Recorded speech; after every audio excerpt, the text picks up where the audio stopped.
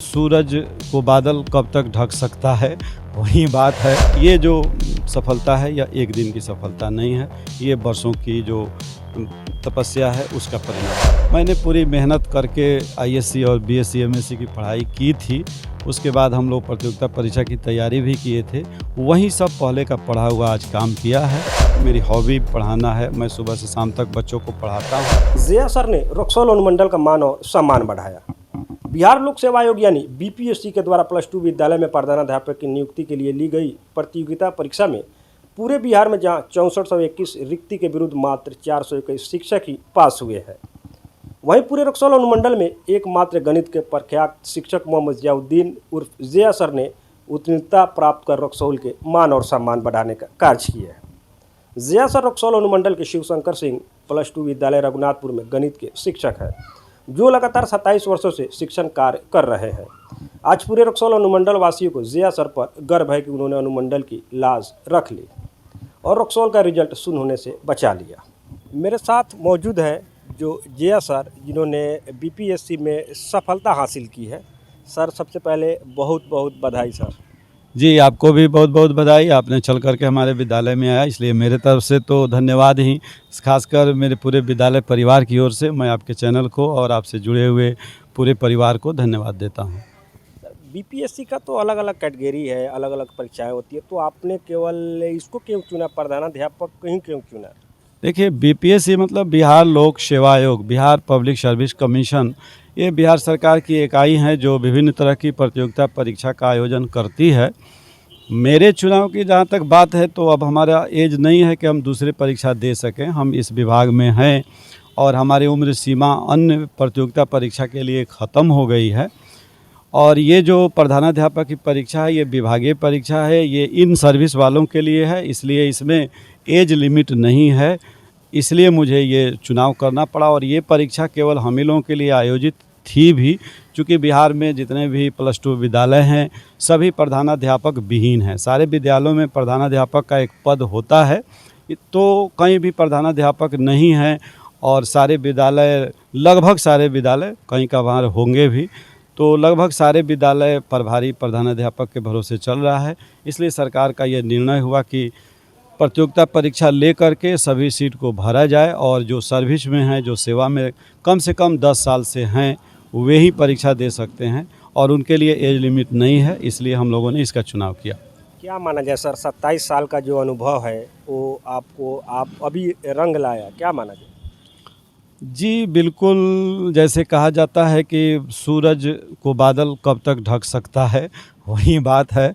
मैं शुरू से ही, जैसा कि मेरे गुरुजनों का मानना है, बचपन की बातें तो याद नहीं है, जो अभी हमारे गुरुजन जिंदा हैं वे लोग मिलते हैं तो बताते हैं कि मिडिल स्कूल में, हाई स्कूल में मैं एक प्रतिभावान विद्यार्थी था। मैं अपने क्लास में फर्स्ट आया करता था। तो ये सब गुरुजनों की भी एक तरह से आशीर्वाद है और मैंने पूरी मेहनत करके आईएससी और बीएससी एमएससी की पढ़ाई की थी। उसके बाद हम लोग प्रतियोगिता परीक्षा की तैयारी भी किए थे। वही सब पहले का पढ़ा हुआ आज काम किया है और इधर हम 27 वर्षों से यानी 95 से शिक्षण कार्य में हैं। पहले हम प्राइवेट स्कूल, एक डीएवी स्कूल दरभंगा है, वहाँ पढ़ाया करता था, काफ़ी अच्छा स्कूल है। और जब 2007 में हमारी बहाली हुई तो मैं गवर्नमेंट जॉब को चुन लिया। तब से 2007 से अभी तक 15 साल से गवर्नमेंट जॉब में भी हूँ।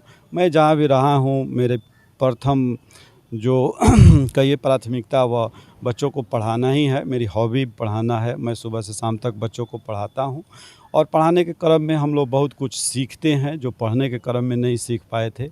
आज वही सब चीज़ जो बच्चों से हमने सीखा, हमने बच्चों को सिखाया, क्लासरूम में काम करवाया, वही सब आज रंग लाया है और उसी का ये परिणाम है। क्योंकि ये जो सफलता है यह एक दिन की सफलता नहीं है, ये वर्षों की जो तपस्या है उसका परिणाम है। बीपीएससी में सर पास होने के लिए या उसका रिजल्ट निकालने के लिए काफ़ी मेहनत करना पड़ता है। 8 से 10 घंटा, 12 घंटा, 13 घंटा भी पढ़ना पड़ता है। लेकिन सर, आप एक टीचर है जो शिवशंकर उच्च विद्यालय में, तो बच्चों को आप पढ़ाते हैं दिन में, तो आप कब टाइम निकाल करके खुद आप पढ़े हैं? देखिए, पढ़ाना एक ऐसी चीज़ है कि जहाँ बहुत कमी बेसी रहती है उसको आदमी किसी न किसी तरह से पूरा करके ही क्लास में जाता है। इसलिए नहीं चाहते हुए भी यदि आप टीचिंग प्रोफेशन में हैं तो आपको जो भी समय मिले उसको निकाल करके पढ़ करके क्लासरूम में जाना होता है, यदि आप अच्छे टीचर हैं तो। क्योंकि यदि आप खुद टॉपिक से संतुष्ट नहीं हैं तो बच्चों को क्या संतुष्ट करेंगे। इसलिए अलग से तैयारी तो हमने नहीं किया, लेकिन जो मैंने बच्चों को पढ़ाया वो काफ़ी मेहनत से पढ़ा है और वही सब पढ़ा हुआ चीज़ आज काम आया है। खबरी 24/7 के जो व्यूअर्स हैं सर, हमारे जो व्यूअर्स देख रहे हैं, अगर कोई बीपीएससी का तैयारी कर रहा है, अलग अलग क्षेत्रों में जाना चाह रहा है, तो आप एक रोल मॉडल जैसे आप अब अभी हो चुके, तो उनको क्या कहना चाहेंगे, कैसे लोग तैयारी करें या जो भी अलग अलग क्षेत्र में जाना चाहते हैं, कितना घंटा पढ़ाई करें, कितना घंटा समय दे पढ़ाई के लिए? देखिए, जो फ्रेशर हैं यानी केवल प्रतियोगिता परीक्षा की तैयारी कर रहे हैं या अपने एकेडमी की तैयारी कर रहे हैं, उनके लिए तो मैं कहूँगा कि वे अपने जितना अधिक से अधिक समय निकलता है आप अपने स्टडी पर ध्यान दीजिए। आजकल बहुत सारे ऐसे मीन्स आ गए हैं, जैसे मोबाइल है, टेलीविज़न है, फेसबुक है, ट्विटर है, बहुत सारा ऐसा चीज़ है जो बच्चों को दिग्भ्रमित कर रहा है। तो मैं चाहूँगा कि इन सब चीज़ों से बच्चे दूर रहें और जो फ्रेशर हैं वो अपना अधिक से अधिक योगदान पढ़ाई के क्षेत्र में दें। टाइमिंग के लिए जहाँ तक बात है, टाइमिंग कोई मानी नहीं रखता। आप 4 घंटा पढ़ते हैं और माइन्यूटली बढ़िया से पढ़ते हैं तो वह 8 घंटा पढ़ने से बेहतर है। इसलिए ध्यान लगाओ, ज्ञान पाओ, ये मेरा एक स्लोगन है शुरू से ही।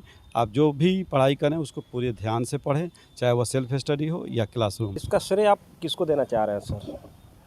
इसका श्रेय किसी खास व्यक्ति को मैं नहीं देना चाहूँगा, चूँकि जो ये कामयाबी हमें मिली है इसमें हमारे परिवार के, हमारे बीवी बच्चों का कुछ योगदान रहा है, हमारे साथ काम करने वाले जो हमारे सहकर्मी हैं उनका रहा है, ऊपर वाले की कृपा हमारे ऊपर रही है, जिसकी वजह से हमको आज सफलता मिली है।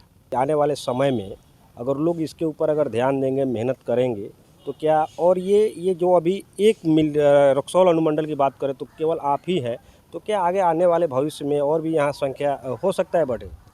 जी, बिल्कुल हो सकता है, चूँकि ये प्रतियोगिता परीक्षा है और इसमें एक कट ऑफ मार्क्स नहीं कहिए, इसमें क्वालिफाइंग मार्क्स था कि आपको इतना 40% मार्क्स लाना है क्वालिफाई करने के लिए। तो जो लोग सफल नहीं हुए हैं, ऐसी बात नहीं है कि उनके पास नॉलेज की कमी है। बहुत महान लोग हमारे अनुमंडल में हैं, बहुत विद्वान सारे लोग हैं। तैयारी करें और अभी तो 6400 में मात्र 421 रिजल्ट हुआ है, अभी 6000 सीट बाकी है। आगामी दिनों में हो सकता है फिर वैकेंसी आएगी और बहुत सारे लोगों का चुनाव होगा। मेरा चुनाव हुआ है, इसमें मैं खुशी तो है ही, साथ साथ इस बात का दुख भी है कि हमारे साथ और भी लोग आते, यदि रिज़ल्ट और दिया जाता, मान लीजिए 6000 रिज़ल्ट होता तो बहुत सारे हमारे मित्र इसमें आ जाते, तो उन लोगों का नहीं हुआ है, इसका अफसोस भी है हमको। क्या माना जाए, ज़ियाउद्दीन सर जो ज़िया सर के नाम से जो फेमस है, प्रधानाध्यापक बनने से क्या लगता है कि जैसे दूसरे नज़र से देखा जाता है, जहाँ गवर्नमेंट स्कूल की या कॉलेज की बात आती है तो दूसरे नज़र से देखा जाता है, प्रधानाध्यापक बनने से क्या यहाँ की शिक्षा जो बदहाल है, क्या उसके ऊपर काम करेंगे, सही सुधार ला सकेंगे? देखिए, एक्चुअली शिक्षा बदहाल है कहा जाए ऐसी बात नहीं है। कुछ स्कूलों में कुछ हालत ठीक नहीं है, लेकिन बहुत सारे स्कूलों में पढ़ाई होती है। आप हमारे स्कूल में आए हैं, अभी घूम के आप देखिए, सभी क्लास में बच्चे फुल हैं, सब क्लास हो रहा है। और जहाँ तक हमारी बात है, तो मैं जब प्रधानाध्यापक था यहाँ प्रभारी, तो भी बहुत अच्छे ढंग से विद्यालय को चलाया था। और अब ये सरकार जो हमें नई जिम्मेवारी दे रही है, ये तो प्रधानाध्यापक की जो जिम्मेवारी है ये प्रभारी से बड़ा होता है। इसमें बहुत सारे पावर्स सरकार के द्वारा दिए जाते हैं, आदमी की तरफ बंदिशें थोड़ी कम होती है, तो मैं खुल करके काम करूँगा। सरकार हमको जिस विद्यालय में भेजती है सहर्ष स्वीकार करेंगे हम, और उस विद्यालय को चाहेंगे कि वह विद्यालय हमारा क्षेत्र में मॉडल स्कूल बने। और शिक्षा व्यवस्था को तो मैं जहाँ भी रहा हूँ सुधारने का पूरा कोशिश किया हूँ, और मैं पूरा रिटायरमेंट के दिन तक कोशिश करूँगा।